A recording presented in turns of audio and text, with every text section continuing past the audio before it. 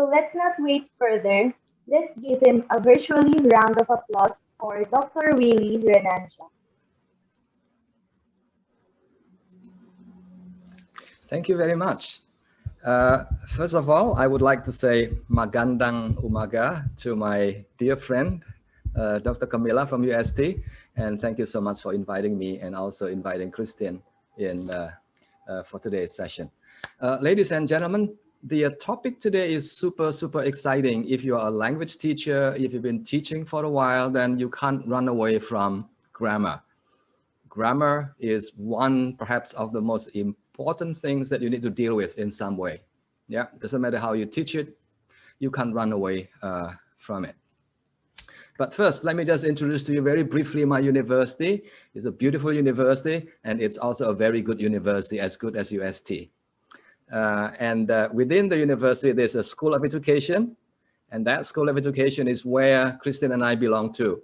And that is, it's called the National Institute of Education, which is the Faculty of Education of the university. Now, this Faculty of Education is the best in Singapore. Reason being, it's the only one. So we have no competitors, actually, the only one in Singapore.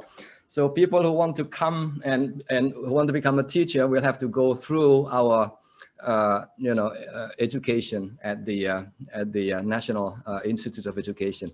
We offer a range of courses, MA in Applied Linguistics, PhD in Applied Linguistics, and also Doctor in Education in English Language Education. Do come to us if you are thinking about studying again, maybe next year, maybe the year after.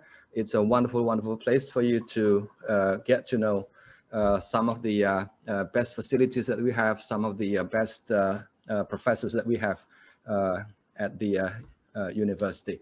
Okay, let's get started. Here is one big question for everyone. Pauline, do you have your audio on? This is for everyone, yes, yeah? Sir. Yes, very good. Camilla, please have your audio on as well. Do you teach grammar? Yes. When you do teach grammar, does your class look like this on the left-hand side or look like that? Or depends. Sometimes it looks sometimes it looks like on the left-hand side, and sometimes it may look like, you know, somebody on the right-hand side. Okay, next one. Which one are you? This one or that one? Now, this is a very interesting pictures that you see here on the screen. On the left-hand side is a teacher, and right behind her on the whiteboard, on the blackboard, is what we normally do as a grammar teacher, as an English teacher. We talk about the present tense, we talk about the past tense, we talk about different types of clauses, we talk about many other things, subject-verb agreement, and many other things related to the structure, to the property of the English language. On the right-hand side, on the other hand, that lady is also teaching English, and I'm sure that lady also teaches grammar. But the kind of grammar she teaches might be different from what we normally perceive happening in the classroom.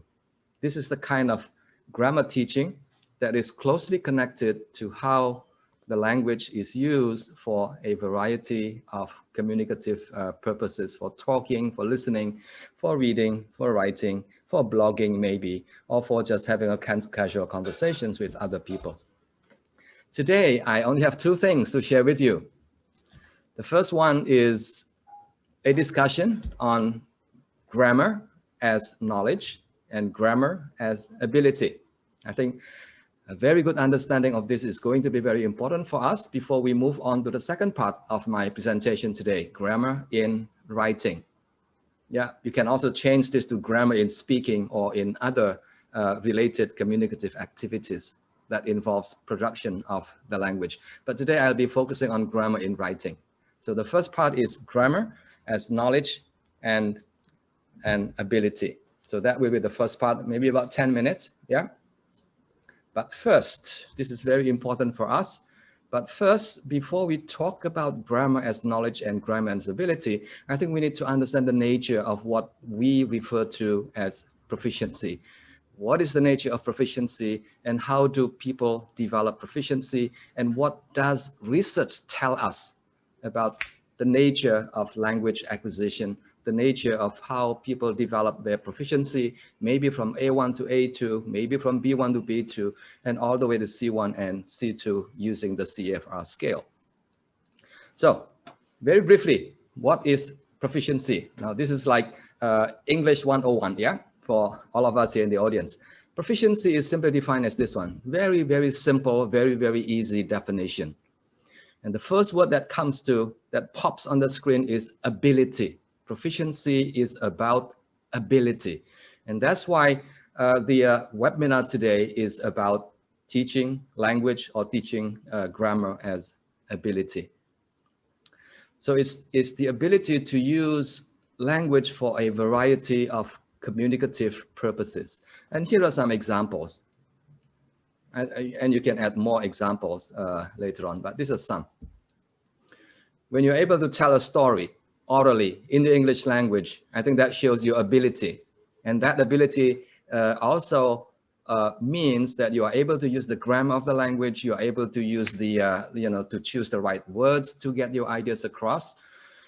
Another example is being able to share good news or sometimes bad news as well to people orally in speaking. The ability to compliment people, that's another important skill as well. If you can do it in the English language or in any other languages, then you are basically demonstrating your ability to communicate, to use the language for this particular purpose. Oh, by the way, later at the end of my session, please compliment me. And I want to know whether you're able to compliment me, in the nicest possible way. Here are some other examples. Yeah, again, it's still on proficiency and examples of proficiency. The ability to use language for these purposes. Now, all these refer to writing, and there are many, many other examples about writing. To write an essay, to write a story, to write a blog, and to do many other things, in the written mode of the language. That shows your different levels of proficiency in the language. Next, I think we need to also understand a little bit, when we talk about proficiency, I think we need these. We can't run away from this. As a language teacher, we are fully aware that when we teach, we need to also try to help the students with, the pronunciation of the language, with the vocabulary, with the sentence structure, and also with the text structure of how information is usually presented in different types of text, for example. Yeah, all these sound, word, sentence, text, and so on is what I would call, that's the grammar of the language.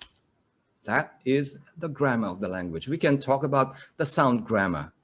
We don't usually talk about that, but English has its own grammatical, phonological features, for example. The word grammar, we rarely talk about the word as grammar. We usually focus our attention on the middle part, sentence grammar, the past tenses, subject verb agreement and things like that. Text grammar is another thing that we need to focus more on in our teaching.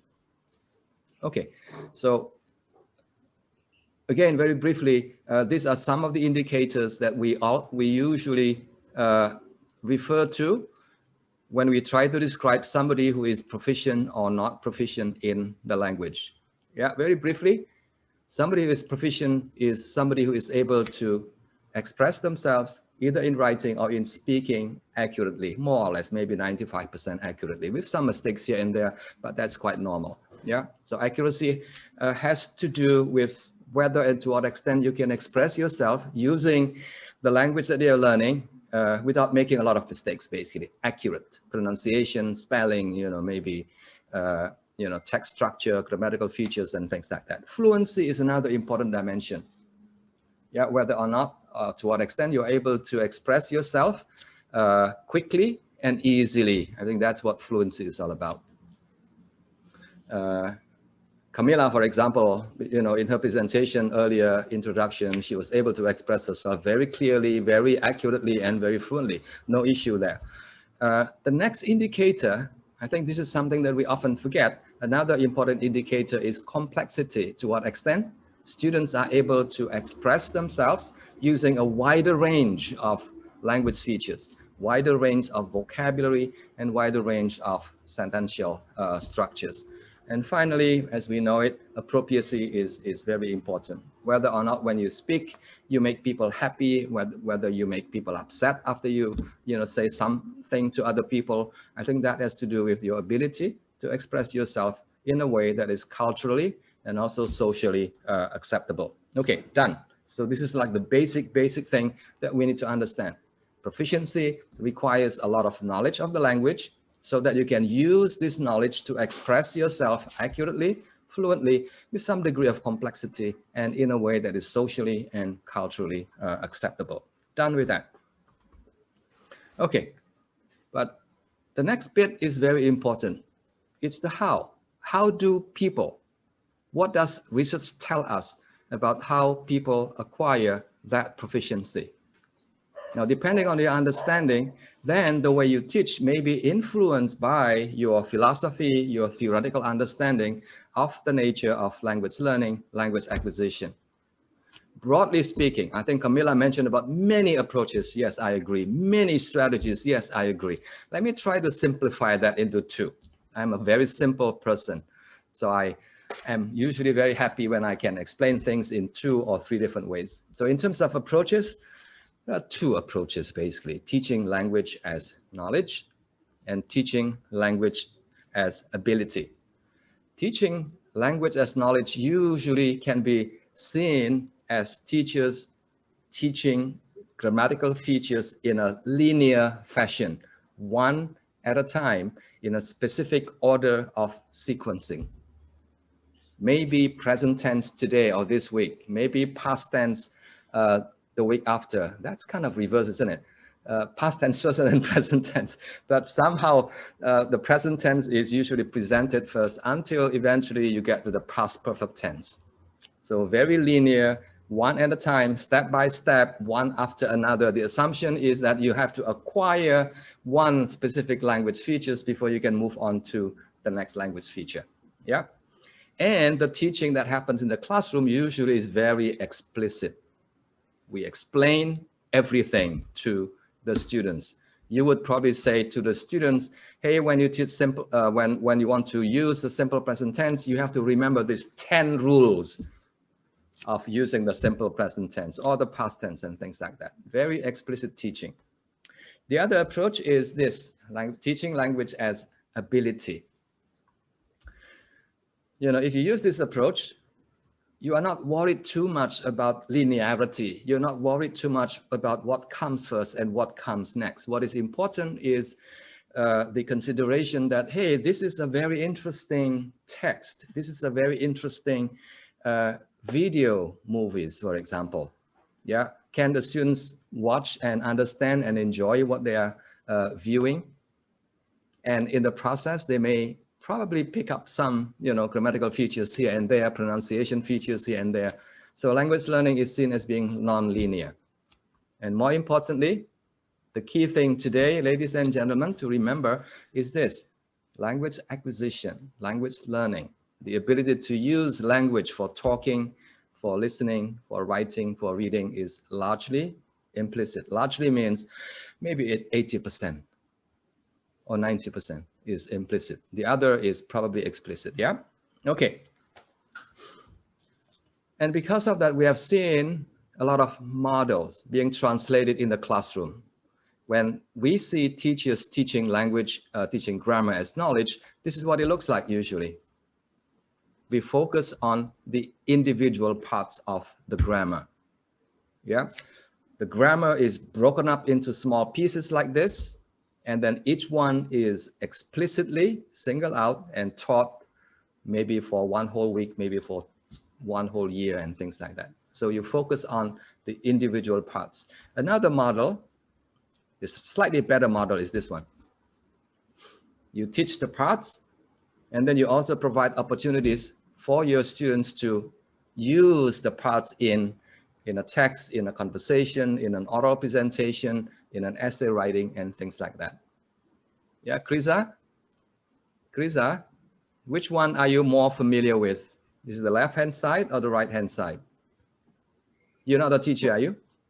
You are a teacher, yeah? Yes, sir. I am a Yes, teacher. you are a teacher. Yeah. Which one you are more familiar with, either as a teacher or maybe years ago as a student? Is it part or part whole or both? A mixture of both. A mixture of both, sir. Very a bit good. of this and that. Yes, very good answer. Let's stay on. Yeah, stay on. The other approach often gets translated like this. This is teaching grammar as ability. Krisa, stay with me. So this is like the complete opposite. Yeah. The whole is more important. The parts, you don't have to worry too much about that. Leave it to the students to acquire the parts. Leave it to the students to acquire the spelling, the grammar, the features, the structure of the language. Now, this has or gave rise to the emergence of what has been called the whole language approach movement, which started in the 70s and things like that. Yeah. The other one is what I like. Krisa, later when I ask you, please say that you like the second one, yeah? Krisa? The second Yes, one sir. is, yeah, the second one is interesting because it starts with the whole. So you treat language as a whole, something that is meaningful, something that you can relate to.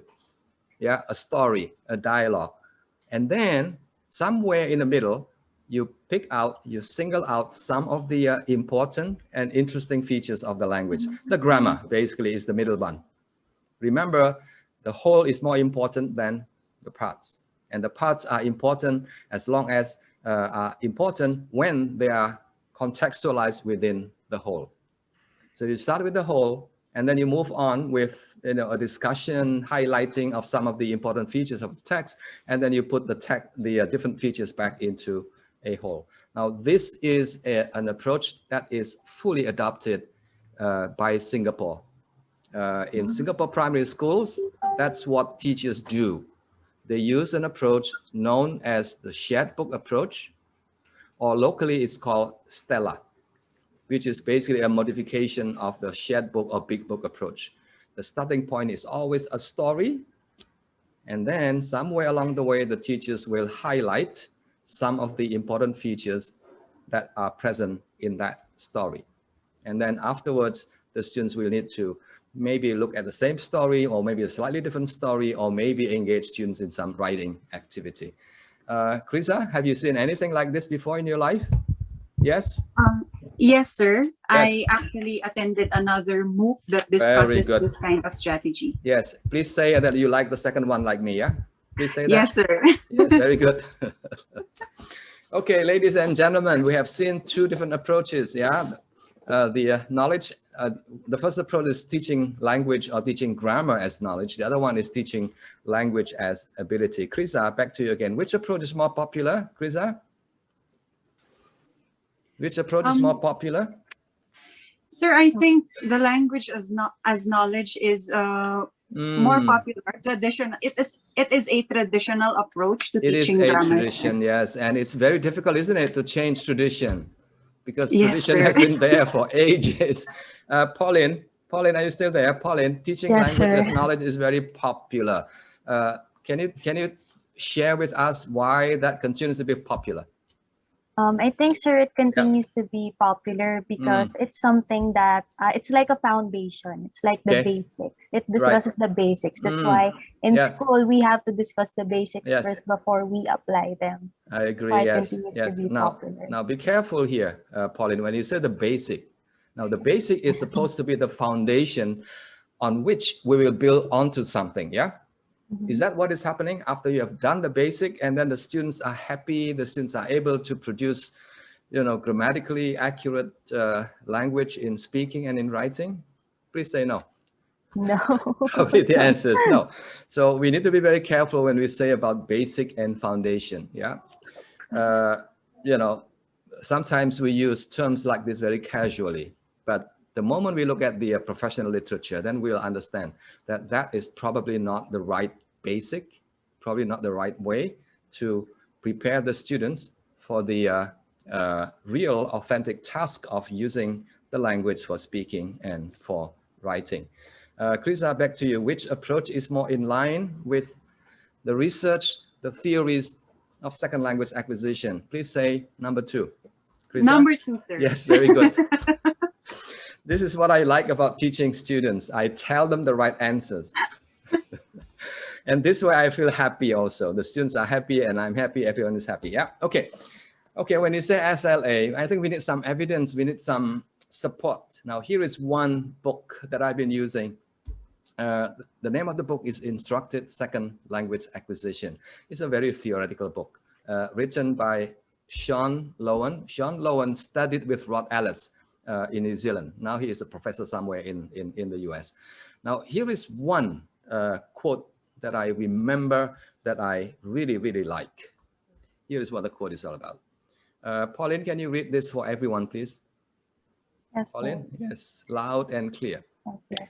The ability to produce language relatively easily for communicative purposes draws heavily on implicit knowledge. Yes. Yes, it's a long sentence actually. What it means is if you want to be able to speak and write in the language, then you need to develop this knowledge known as implicit knowledge of the language. In other words, you need to learn grammar as ability, which leads, you know, to the development of this implicit knowledge. Yeah, very straightforward. Okay, what is the best way of doing this? Again, you know, if you ask 10 people, you will receive different answers. Krisa, what is the best way of developing this implicit knowledge that will enable you to produce language more or less accurately, fluently, with complexity and things like that? Is there any best way? I think for many years we've been trying to shy away from finding the best way. And people keep on saying, there's no best way. That's not true, actually. There is a best way. A best way, not the best way. There is a best way. And I'm going to show it to you. Krisa, please read this, Krisa. Rarely in language education do we find a teaching approach that is so universally hailed as the beneficial, important, necessary, yet is so underutilized and even ignored. You read very well, Krisa. Can you read that one more time for us, please? Thank you, sir. Rarely in language education do we find a teaching approach that is so universally hailed as beneficial, important, and necessary, yet it is so underutilized and even ignored. Yes. Is this a best approach or is it the best approach? I would say it is, because universal. Universal means global. It's everywhere. It should work in the Philippines. It should work in Singapore. It should work in other places. Yeah, and these people are two, you know, very good scholars, Hedgecock and Ferris. They've written a lot of academic papers. They have given a lot of presentations, and they're very good people, just like me. Very good people, yeah. And what is that approach then? What teaching approach is that? If there is one, what would that teaching approach be? Okay, I'm going to show you, but please keep this to yourself. Yeah, it's a secret that has never been revealed before. There you go. So that's what the approach is called. It's called extensive reading. Yeah. Okay, Krisa, say it together with me. Extensive reading. Extensive reading. Yes, that's the name of the approach. It's called extensive reading, and this book was written by you know, one of the best scholars in the field, Richard Day and Julian Bamford. Now, this is what Richard Day has been saying for many, many years, and you will hopefully be able to see the link between extensive reading, best approach, implicit language acquisition, and also the ability to produce language with correct grammar, with accurate grammar, fluently, and with some degree of complexity. That's the guy, yeah, Richard Day. This is what he says, or he's been saying about this for many, many years. I'm going to read it for you. I'm going to read it very slowly. Yeah? Good things happen to students who read and listen. That's mine. I added that one. I know it's not good, you know, for academics to add things here, but I will be doing it now. Good things happen to students who read and listen a great deal in the foreign language, second language, foreign language, or even first language. Research studies show they become better and more confident readers. So that is one of the impact. Number two, they write better. Impact number two. Number three, their listening and speaking abilities also improve. And number four, their vocabularies also become richer. And I will add number six. That is, the grammar becomes more sophisticated. Yeah. So everything about language learning is subsumed under this approach called extensive reading. Any evidence for that? Any case histories, any anecdotal stories about people who have acquired, a high degree of proficiency in the language by using this approach? Usually this is the kind of approach that students do independently once they finish, the lessons in the classroom. Now, here is one example. This girl reported to have read about 1,000 books in the English language, and she became very, very good. She's from Korea. She became very, very good, and she won almost all of the English language competitions that were held in Korea once upon a time. Very, very proficient. 1,000 books. That's what she said. That's what she reported to the researcher. But when the researcher spoke to her mother, when the researcher spoke to the mother said, no, that's not 1,000 books. Actually, it's 4,000 books. Wow. But mothers, mothers usually, they tend to exaggerate a little bit. So I think I tend to believe this girl. 1,000 books is already a lot of books. Now, here are some other examples. Now, this girl is from Thailand, a PhD student. Again, Thailand is like many other places in Southeast Asia. English is not the language that is used every day, but this girl is very fluent. I think her IELTS is probably about 7.5 or maybe 8. Very smart girl. This boy is from Vietnam. I know the parents. I know the boy as well. He's also very good. One thing I know is that he did not learn a lot from the grammar lessons that he attended in the classroom. I don't believe that is the case. It's the amount of reading that he did on a daily basis that enabled him to develop a high level of proficiency in the English language. IELTS 8 on speaking and IELTS 7 on average. The next one is a teacher actually, and she is so good. She is so fluent.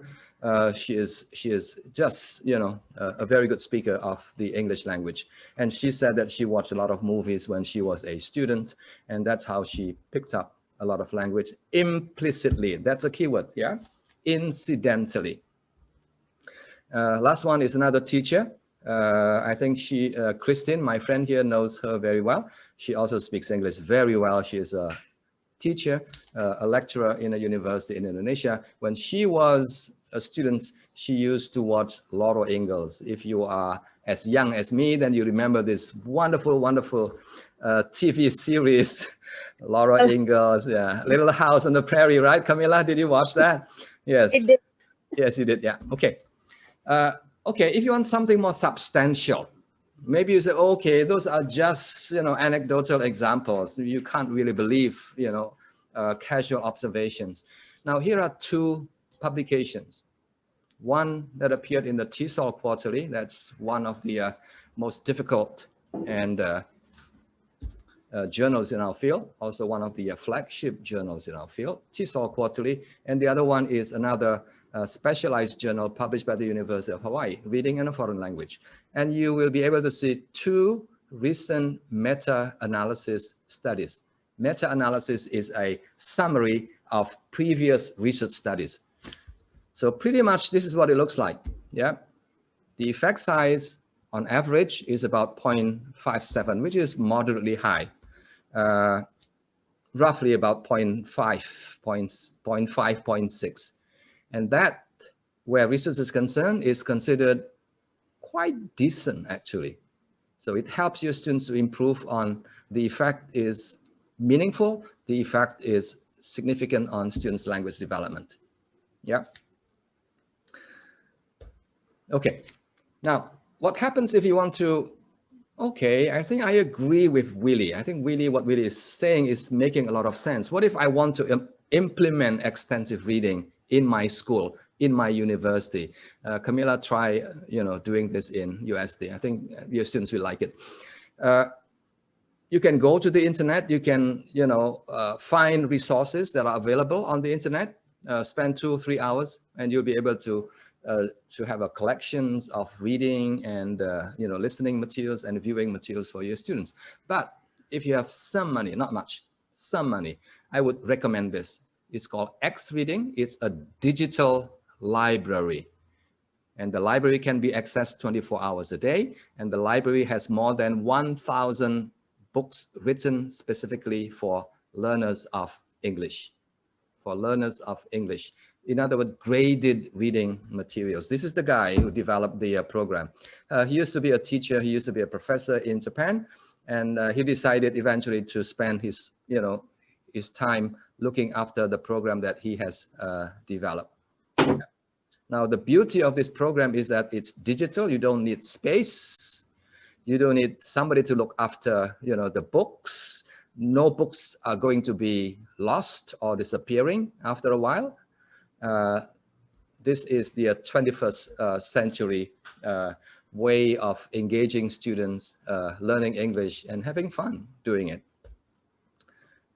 It's a complete system. It's not just a library, but it's a complete learning management system.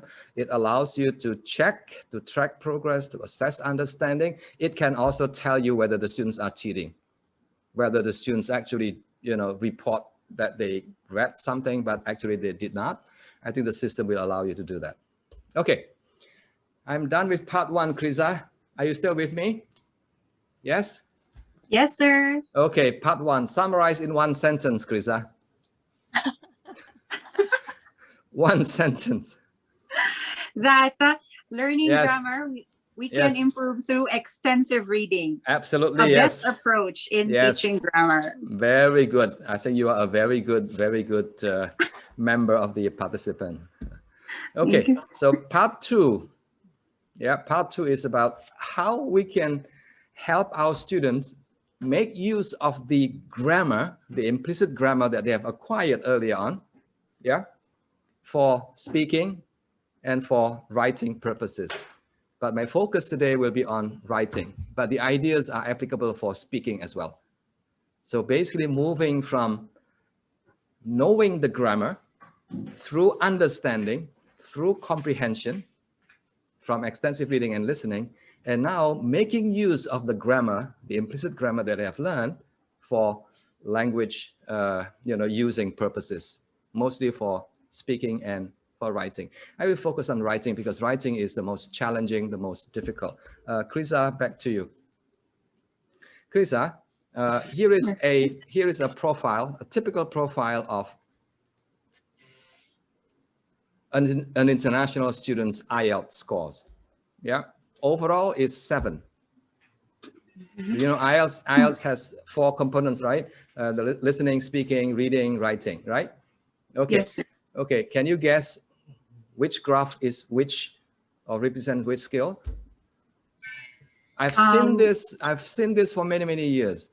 Students applying for admission into my university, and they have to do, to show evidence of their proficiency, and they usually send us something like this. IELTS score, our requirement is 7. Yeah, but this is what it looks like. We're not too happy, actually. Yes, Krisa? The first graph? Yes, sir. Yes, the first graph, Yes, say listening. Listening, sir. Yes, very good, listening. I like correct answer. This is the answer. Okay. Yes, so listening, reading, these 2 skills tend to be very high. Yeah, I think that's commonsensical, yeah. But the other 2 skills, which are more productive in nature, which require a lot more thinking in terms of turning implicit grammatical features into something that they can express or they can use in speaking and in writing. Look at writing. The reason why I'm focused on writing is because writing continues to be difficult and challenging. And if a student comes to us with this profile, the writing is probably about 6, we're not very happy. And we will probably turn down the application. We want at least 6.5 in writing, or ideally 7.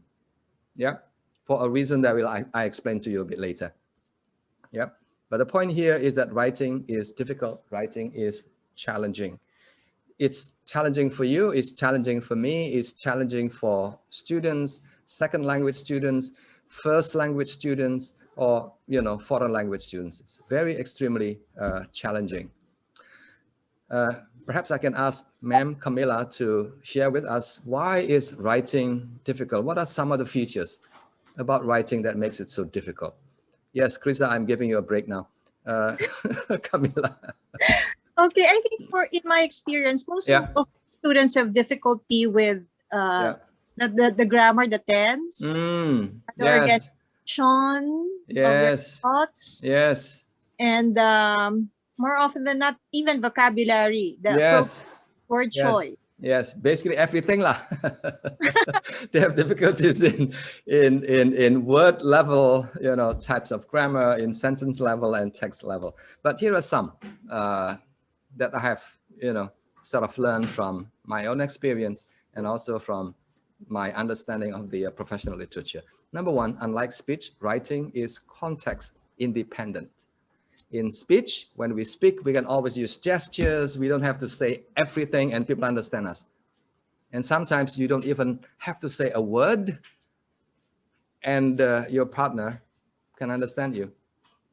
My wife understands me when I don't say anything, actually. It gets into a problem when I start saying something. Well, anyway, the point here is that writing is context independent, and that makes writing challenging because you can't depend on contextual features. You can't depend on the situations in which the speech, the writing takes place. In terms of the structure, in speaking, the structure is quite relaxed, actually, quite flexible. But in writing, you have to follow certain rigid structure and organization. If you deviate a little, that's fine. If you deviate a lot, then the readers will not be too happy. This is particularly true for academic writing, for school essays and things like that. Another important thing is that text signals that students, writers need to use in order to guide the readers. Remember, writing is context independent. So you need to speak to the audience. You need to provide signposts, text signals, so that the students are with you when they are reading your writing. The other one is the language tends to be formal. On our daily basis, we don't usually use a lot of formal language, but in writing, we need to be more formal. We need to be more strict. We don't use the word look at, for example. Instead, we use the word examine. We use the word explore. Now, these are words that we don't use very often. Put up with is very common in conversation, but not in essay writing. So you tend to use tolerate. A few more things why writing is difficult. The sentences tend to be longer and more complex. Although personally, I enjoy writing in simple sentences in less complex language, but most of the time, when you read a piece of academic text, they tend to be, the sentences tend to be long and also complex with a lot of embedding, with a lot of clauses, interspersed in between. And when it comes to academic writing, I think you are aware of this. You need to worry about the content. Content itself is very challenging. Deep knowledge of the content becomes very important. And also how you present the content is also extremely important. And finally, it's slow and laborious. It makes you tired.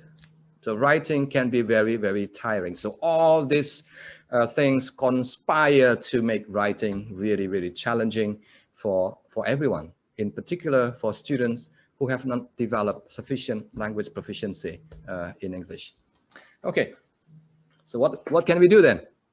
What sort of approaches can we, make use of in order to help our students? I am going to share with you two. Again, all good things in life come in either two or threes. Yeah. So today is two. I will share with you two models or two approaches. One is called the direct model, and the other one is called the indirect model. So that to help you remember, the second one is Willis model, yeah? Krisa, say Willis model, so that will be easy to remember. Okay, the first model is called the direct model. Okay, the guy who has been, proposing, who has been saying, the same thing over the years is Stephen Krashen, Professor Stephen Krashen, Professor Emeritus. The direct model basically says this. Look at that. And he's been saying, and he's been talking about this for many, in many different occasions. his position is this: when enough reading is done, I hope you remember the extensive reading thing, yeah? When enough reading is done, all the necessary grammatical features and discourse rules for writing will automatically be presented to the writer in sufficient quantity, will automatically be presented. In other words, you will have seen all the grammatical features, all the rhetorical complexities of a piece of writing if you have done enough reading. And to him, that's enough. Yeah. Now, the key thing here is this, yeah, when you have not seen students acquiring all the language features after they have read quite a bit, maybe they have not done so in quantity, maybe the quality of the reading is not up there, it's not up to standard, if you like. Okay, so this is one position. Now, if you tell teachers about this, hey, you just need to give students more reading, they will, take to the street and protest, basically. Yes, I've been doing that, but still my students are having difficulty with writing. And that's why Willie comes to the rescue. The Willie's model basically is a teaching model. You need to do something. You need to help your students to translate or to transfer what they have acquired early on through reading, the implicit grammar, into something that is more usable when it comes to speaking and writing. Okay, Krisa, I'm breaking the rule now. Instead of 3, I am going to share 4 points now. So the indirect model has been developed with these 4 ideas in mind. Yeah, this model is based on, number 1, a theory of language. Second one is the theory of language learning. We need to have these 2, yeah? Otherwise your approach will fall apart. Theory of language, theory of language learning. And number 3, what the teachers need to do in the classroom, teacher's role, and finally, student's role. So all these 4 components will have to work in harmony in order for us to be able to help our students develop their writing proficiency. In terms of language theory, I'm going to be very brief here. I think basically we have seen 2 large models or 2 large theories of linguistics. One is maybe structural, yeah, and that's the source of your approach to teaching language as knowledge. Very structural. You're just looking at the property of the language. The other one is functional. Functional looks at how language is actually used in real social situations. And one specific type of the functional model is known as the genre model, or text type model, if you like. The idea is that different texts have different features and written for different purposes and for different audience and so on. Basically something like this. So this should be our model of the theory of language, that language is meaningful if and only if that language is used in clearly defined context with a specific purpose and with a with clearly defined audience in mind. Yeah, done. So in terms of the theory of language, this is what we'll be using. In terms of the theory of language learning, I don't think we can run away from this. Yeah, hundreds of, maybe thousands of academic papers have been written about this. What we need to remember is just 2. I'm coming back to 2 here, Krisa. The first one is input theory, comprehensible input theory. The other one is the noticing theory. I think we just need to have a mixture of this. Reading for a purely enjoyment purposes is addressing the first one. You receive a lot of input, you are able to understand the language, and you are able to build this implicit knowledge of the language. That is input. Is that enough? My answer is, Krashen will say, yes, that's more than enough. But most teachers, including me, will say, I think we need something else. And this is where the noticing theory comes into the picture. We need to get the students, we need to help the students to notice, to pay attention to important language features that are present in the text. Yeah, so that's the language learning. Very straightforward. So in terms of language theory, we are looking at, we are using the genre-based theory of language learning, very functional. And the other one, in terms of language learning, you have to use these 2, input theory and also noticing theory. Or you can add something else like the social interaction theory. That's fine. Yeah. But these two you will need to use. Now, the teacher's role is to make use of the genre-based approach to language teaching. And that involves this. The genre-based, I think most of you are familiar with this, yeah? The starting point is the whole, the text.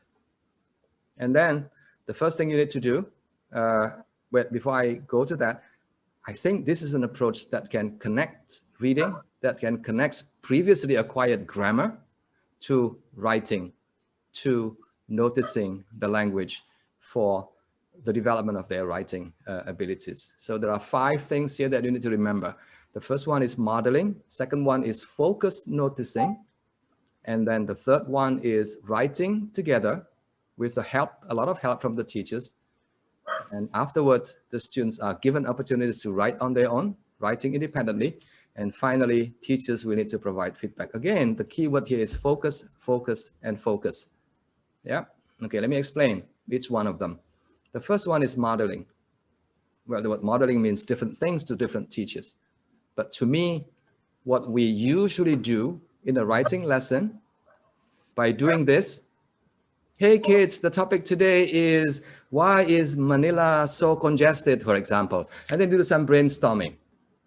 But because of the following reasons, Manila is congested, there's too much traffic and things like that. That to me is not enough. That is a good thing to do, but way, way, way not enough, because that doesn't reflect the theories of language learning that we mentioned earlier on. Instead, the students need to see. The students need to see how ideas related to the topic that they'll be writing and the associated language features related to the topic that they'll be writing. Now, this is where you need to provide multiple. Multiples mean, Krisa, multiples means many. 5 examples, maybe 10 examples, and one of which can be your own example. So this is like saying to the students, hey kids, look at my writing. This is what I want you to be able to do, as your final project or final assignment. Yeah, but the key thing here is multiple model text. This is where the idea of extensive reading and extensive listening, because the model text here can be oral and can also be written as well. Yeah, so this is where the input theory comes into the picture. You may be thinking, well, if we give them a lot of models, then students will tend to copy. Is that a big issue, Camila? Not really.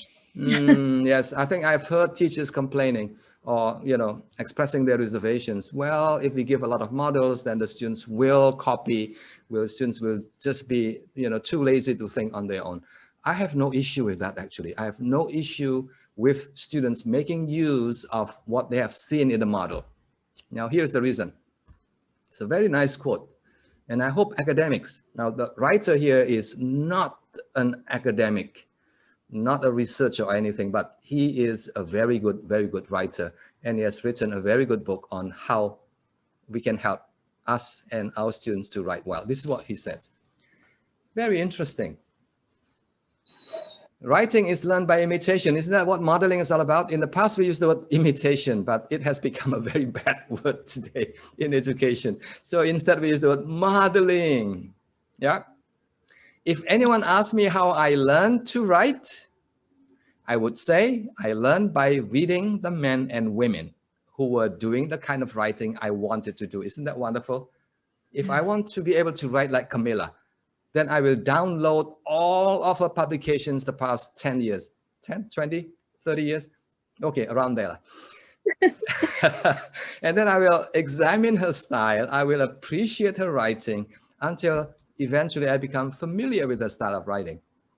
And then I will be able to write on my own. Initially, it is not very good, but eventually, after revising, refining my skills, I'll be able to produce something that is similar to Camilla. In my career, I must say that I have been following very closely the writing of some of the people, that I admire. One of whom is Stephen Krashen. He writes very clearly. Jack Richards is another person.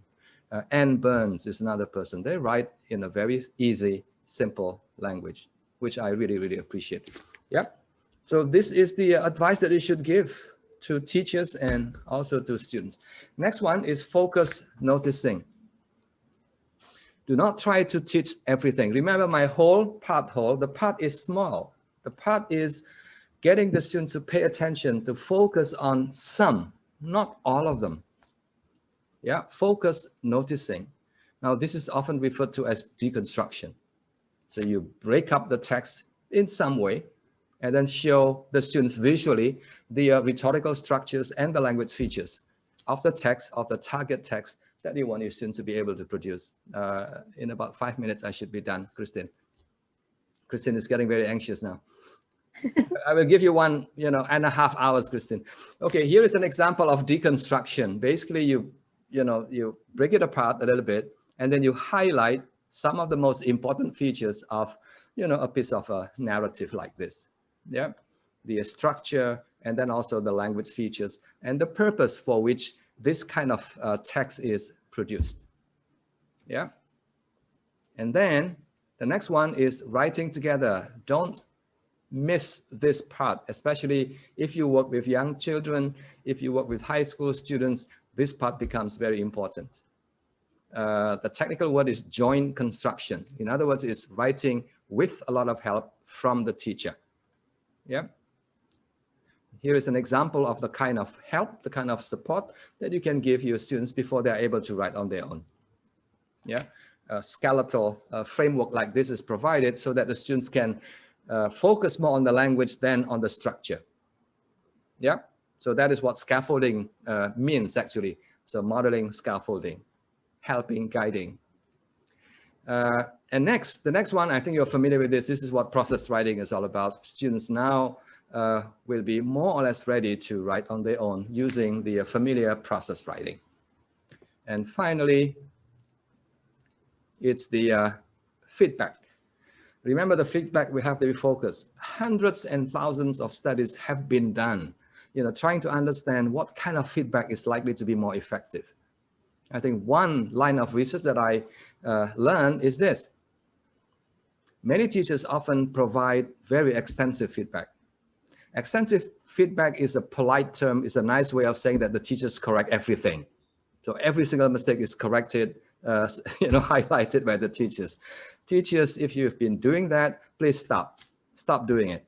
I think you will be a happier teacher if you do not be tempted, if you're not tempted to, mark your students' papers.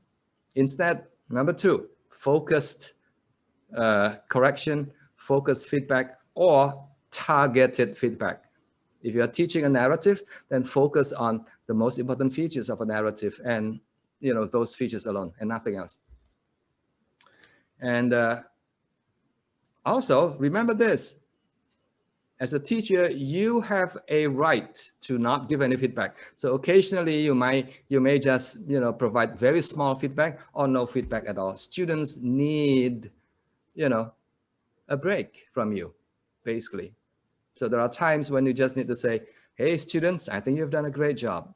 Yeah, that's a white lie. But you can lie a little bit, but that makes students happy. And when the students are happy, they will be more motivated to learn more from you.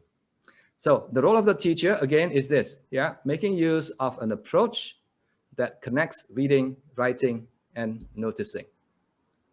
And that is how you actually teach the grammar of the text. I have color-coded this. The red coded boxes are what you need to do a bit more. The modeling, the focus noticing, and the focus feedback. Okay, the students now. So theory of language, remember, theory of language learning, the role of the teacher, and now the students. Do they have a role to play? The answer is, of course, yes, they do.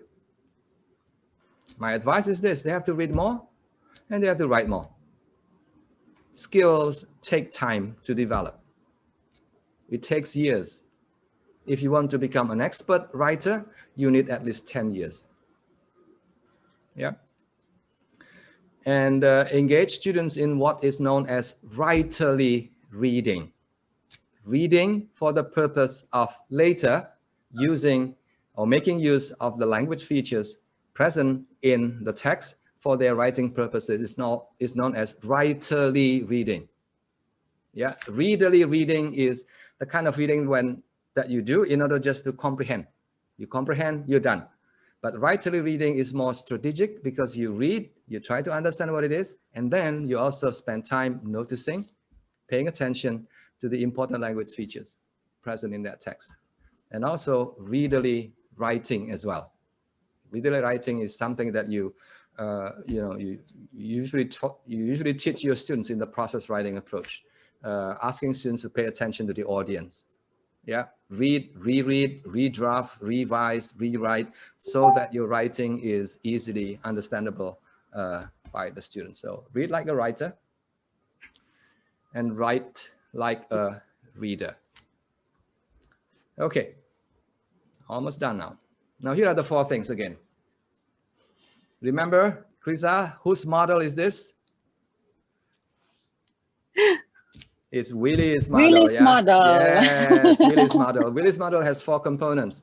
Yeah, for a model to work in education, in language teaching, I think you need to have 2 bits of theories, theory of language and also theory of language learning.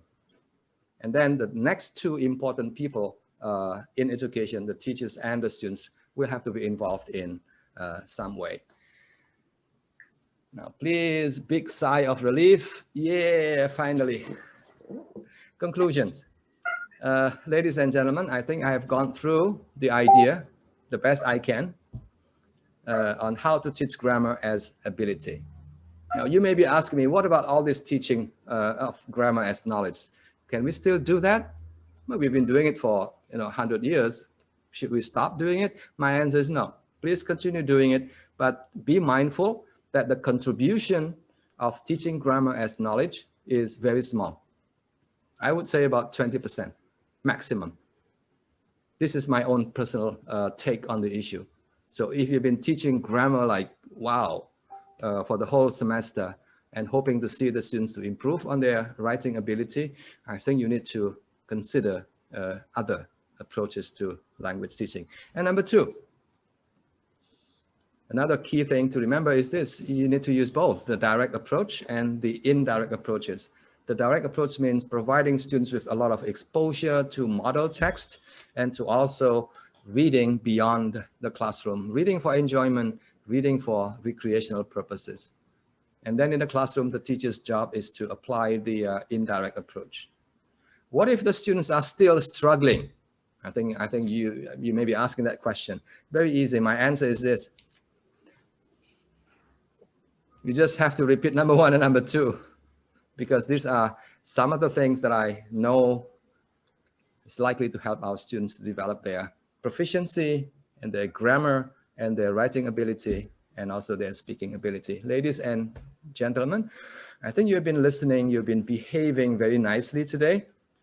My slides can be downloaded here. You can just scan the QR code and it will take you to a website. That's my website. Yes. And my website has a lot of free resources. Free means free. You don't have to pay me anything. You just need to say, you just need to send a thank you note to Camilla and to colleagues at UST. Yeah. The name of the website is Willy's ELT Corner. It's my name, basically, willyrenandia.com. And you'll be able to find a lot of free resources on the website. Thank you. Thank you very much for listening. Thank you very much, sir, Dr. Renandia, for that very enlightening lecture. Sir, by the way, would you like to engage with the questions, or should you take a break and join? Yeah, question is fine. Just 1 or 2 questions, and then Kristen will continue, and then more questions at the end. Yeah, I think Sophia has a lot of questions, I can tell. Sophia and Roella and Pauline also have a lot of questions. So for the attendees, if you have questions, you may write them down in the Q&A chat box, or if you would like.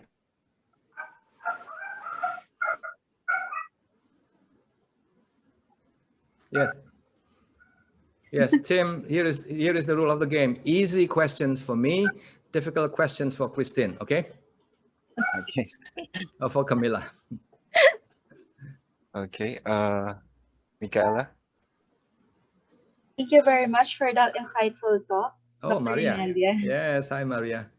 Hello, sir. I am certain that our participants are also delighted to engage in this new perspective of teaching grammar. And at this point, let's now open the floor to Q&A. There is a question here raised by Ma'am Sonia Sarmiento. Taking constructivism as the underpinning theory, what would be the best way to plan a lesson to teach grammar? Oh, is that a question for me or for Yes. Christine? Oh, for For me. you, sir. Yes, the constructivist. Yes, I did not mention the word constructivism, but it's there. It's there. When you teach your students, when you provide a lot of models, when you try to get the students to see things first, and then use that as a basis for constructing their own essay, that's constructivism. So what is the name of that approach? Willie's approach again. There you go. Yes, there you go. Willie's approach. Yeah. Another question. Yes. Yeah. If you need more convincing, I think you can read one of the ebooks that I have made available for free in my website. The name is Bridging the Reading Writing Gap. So that's about everything that I said earlier today in my presentation. Thank you so much Thank for you, that. Maria. Another question po. Maria, your name is Maria or Mary? Micaela, sir. Or Maria Micaela po. Maria, okay. Yes, sir. Another question, sir, from Suderman from Indonesia. Since teachers need to deal with all the 4 skills in their class as instructed on the curriculum, is it still possible to implement extensive reading in our classroom? If yes, please elaborate more about the teaching approach. Yes. Yes. Yes. I think the answer is yes. If you believe that language learning happens in the classroom only, then you simply have to continue doing what you've been doing. That's fine. Yeah. But if you believe that language is best acquired implicitly, I think you need to make adjustment. And that adjustment is to provide students with a lot more opportunities to be exposed to the language through extensive reading, extensive viewing, extensive listening. Thank you so much. Yes, I understand that, this is one concern that teachers have about, doing something different from what they normally do in the classroom, because the curriculum is already very packed. Yeah. Now, my take is this. Given that limited time that you have in school, in your classroom, in your curriculum, what can you do? Do you think you can teach all the skills in a way that enables the students to use the language for communicative purposes? My answer to that, now this is not a casual observation. I've been thinking about the question for many, many years. My answer to that is no, you won't. Language learning is, again, 2 things, Kirza, 2. Language learning is number 1, easy. Remember that. Language learning is easy. Number 2, it takes time. But time is a problem for us. So what can we do? My advice is this. Don't teach too much in the classroom. Wow, that is like very radical, yeah? Don't teach too much. We usually teach skills and knowledge, yeah? But as I said earlier on, that is not possible where language learning is concerned because of time limitation. So what you can do is teach a little bit of skill and knowledge, a little bit, but the rest of your lesson should focus more on developing the will and the thrill of learning. Wow, beautiful, isn't it? It rhymes actually. Skill, will, and thrill. I think we've been focusing on this, the first one, skill, knowledge. Are they important? Yes, of course they're important, but they're not everything. Because if you truly want the students to go beyond what is available in the classroom context, then you need to focus more on the other 2, the will and the thrill. Krisa, nice, isn't it? Will, the skill, the will, and the thrill. Now, interestingly, ladies and gentlemen, We are not trained in this too. We are trained in passing, in teaching the skills and the knowledge to our students. We are not really well equipped to do the other two, the will and the thrill of learning. While in fact, if you look at the literature, you will agree with me that the other two, the will, motivation basically, and the thrill, the feeling of excitement, is what enable your students to do this beautiful thing called self-directed learning. Isn't that beautiful? Self-directed learning, something that you've been telling your students. You can't just tell your students. You need to, you know, to do something special to get the students to be excited and interested in learning. So Krisa, the skill, the will, and then the thrill. Wow, isn't that nice? They rhyme actually, so easy to remember. Yeah, the skill, the will, and the thrill. And that's what I've been applying in my own lesson actually. When I work with undergraduate students at NIE, when I work with graduate students, that's what I do. My lecture now has become very, very short. Unlike in the old days, in a 3-hour session, I would spend about 2 hours input session from me. And now, as I look back, oh boy, I've been wasting a lot of time. Because if I spend 2 hours, how much actually the students learn from my 2 hours of lecture? Very little. So if I turn that around, flip the thing around, and provide the students with a lot more opportunities to make use of the wide range of resources that are available, nowadays, I think they will learn a lot more. And that's what happened recently. I just gave a 20-minute lecture, never happened before. Just 20-minute lecture on how, on one aspect of my course, language teaching methodology, on how to teach vocabulary. Just 20 minutes. The rest is very student-centered. The rest is collaborative learning. And wow, the students learn a lot more and they enjoy studying or learning a lot more. That to me is the will, and that to me is the thrill of learning. Let me tell you something else, just to provide more evidence. The lesson actually usually is just a one-off, 1 week, 3 hours, that's it. But this time, 3 weeks. And the students are excited throughout the 3 weeks. The first week, the students did it online. I sent stuff to them via an application called Wakelet. They spend time looking at their reading. They spend time discussing the issues about the teaching of vocabulary. Week 1. Week 2 in the classroom, my lecture is only 20 minutes, and then the students spend like almost 2.5 hours actually discussing, debating, and doing all the wonderful things that you have heard from the literature, the professional literature. Week 3, it continues beyond the classroom. See, the excitement, the thrill, the will continues after the lesson, because I provide that opportunity for students to work together collaboratively using Google Document. And also, eventually, I created an ebook for them to put all the ideas that they have discussed in class in that wonderful ebook. I'll show you later what that ebook looks like. Remember, the skill, the will, and the thrill. And the thrill. And the thrill. And the thrill. That's what learning is all about. Maria, I think Christine has been waiting very anxiously. So let's move on. Thank you so much for that, sir. It's shed a light po in teaching grammar. In as much as we would like to hear from Dr. Hernania, I'm afraid that we would have to end it here due to the limited of time. But we hope after the pandemic, Dr. Hernania will visit us. We would love to see you personally in the Philippines, sir. I did a few years ago at UST. Again, thank you so much. Also De La Salle. Thank you so much again, Dr. Inanya, for gracing us with your presence and knowledge. And now, I yield the virtual floor to Ms. Sophia to introduce the next speaker. Thank you so much, Ma'am Micaela. So before I would like to introduce our next speaker, I also would like to thank Dr. Renancia for sharing his knowledge about the ability to use language and the grammar in writing.